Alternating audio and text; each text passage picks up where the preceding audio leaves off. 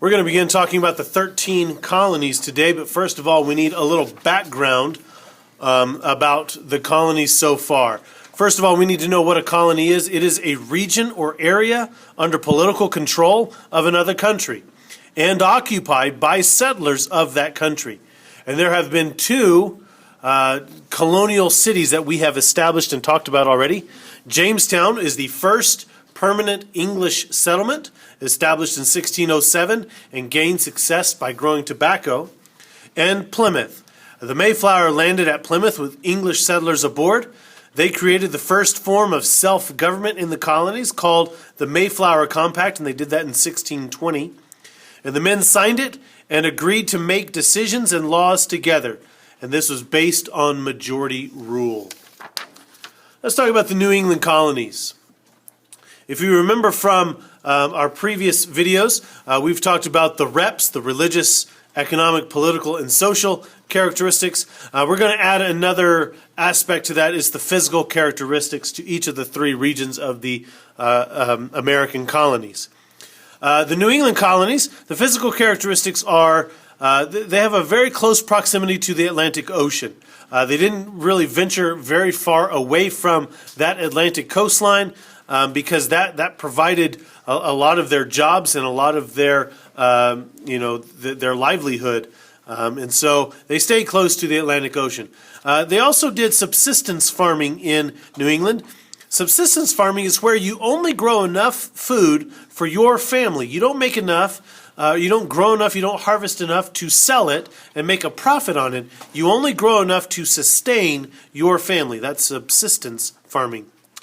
And the reason they could only do subsistence farming is because of the poor soil there. The soil wasn't very good for making an abundant crop, so you could only make enough for yourself. They had a very cold climate, which meant long winters and a short growing season. They had an abundant forest, though, which allowed them to sell and export timber to make ships with and other building materials. And they had natural harbors. And Boston and Portland, Maine were some of these important natural harbors. Their economic factors, they had a lot of raw materials. Logging, fishing, and shipbuilding were the most popular, most profitable. Political factors, they did a lot of business by town meetings. They would get together and meet together and establish decisions through town meetings. And this was a representative style government. Because the people were very well represented in a town meeting. Their social factors, they had small coastal towns where Boston was the only large city in the New England colonies. And as far as religious factors go, it was based on religion. The Puritans influenced many, and if you didn't really get along with the Puritans here, then they kicked you out. That's how Rhode Island and Connecticut were started. Let's talk about the middle colonies. The physical characteristics of the middle colonies are rich soil. They also had broad, deep rivers, and you'll hear more about the Hudson River in weeks to come. This is one of the deepest rivers, and you could travel very far upstate New York through the Hudson River. They had more natural ports and harbors, like New York and Baltimore and Norfolk, New Jersey as well. They had river valleys, which provided very fertile soil to grow crops in. They had mild winters, which meant for a much longer growing season than the New England colonies had. They had a lot of raw materials, and they also had a very close proximity to the Atlantic Ocean. Other economic factors were large farms. They call the middle colonies the breadbasket of the colonies, not only because it was in the middle, but they also grew a lot of wheat and grain on these large farms in the middle colonies. They had logging, fishing, and shipbuilding. And if you want to think of the middle colonies as the best of both worlds, you'll kind of understand what I mean by that when we look at the southern colonies. Political factors were, they were more tolerant of religions and of people, in fact.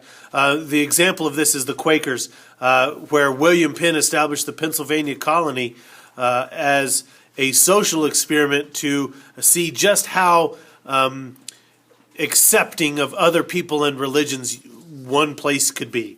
And actually was a very successful experiment in that. Other social factors were small coastal towns, where Philadelphia, New York, and Baltimore are the largest cities. Religious factors, the Quakers in Pennsylvania, established by William Penn, as I just said, and the Catholics in Maryland. Let's talk about the Southern Colonies. The physical characteristics of the Southern Colonies are the Appalachian Mountains were a big barrier in this, and they also had navigable rivers, which meant they had rivers that were easy to navigate, especially coming in off of South Carolina and Georgia. They had richer soil and a warm climate, which meant for a long growing season, which was perfect for tobacco and cotton, and we'll learn more about that later. They had several different types of raw materials that could be found here, and they had really one natural harbor in Charleston that was, it became a huge port city of Charleston, South Carolina. Their economic factors, it's all about plantations and the plantation system. There was nothing really else that the South could do except grow large amounts of crops. And so that's really what their economy was based on. It was very agrarian, which is another term for agriculturally based. Political factors, there are more enslaved people here. It is more of a class-based society where there was definitely a lower class, a middle class, and a higher class. This class-based society, you couldn't go in between these three classes, the low class, middle class, high class. Some social factors, again, they were small coastal towns for the most part. Savannah, Georgia, and Charleston, South Carolina were large cities here. As far as religious factors, they were more diverse because they didn't really care about religion here. Not that they weren't religious, it just wasn't the main focus as it was in the Middle and New England colonies. You see here, they were more focused on making money, growing crops, than they were focused on their religion. The Church of England was still pretty popular here, even though the Puritans and Separatists in New England had completely wanted to get away from the Church of England. It was still accepted in the Southern Colonies, and then a large number of Catholics lived in Maryland. Let's talk about the main economic differences. You'll see this probably on your STAR test later in April. The main economic differences, New England has shipbuilding and manufacturing, and we'll learn much more about manufacturing when we talk about the Industrial Revolution, but that's really what New England was about. Shipbuilding, manufacturing, they really couldn't do much else.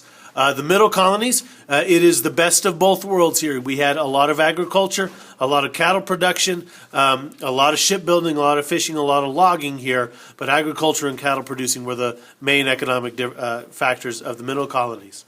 The Southern Colonies were agricultural and cash crops. We'll learn about cotton later. We've learned about tobacco already, and we'll learn about indigo here in a little bit as well.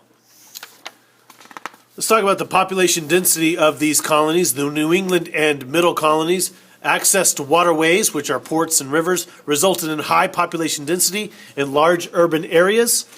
The Southern Colonies had an abundant amount of fertile soil that resulted in an agricultural economy and a plantation system and a low population density. So high population density in New England, low population density in the Southern Colonies. Your essential questions. Compare and contrast the geographic factors that would encourage settlement in the New England colonies and Southern colonies. And then discuss how religion affected the settlement of each region.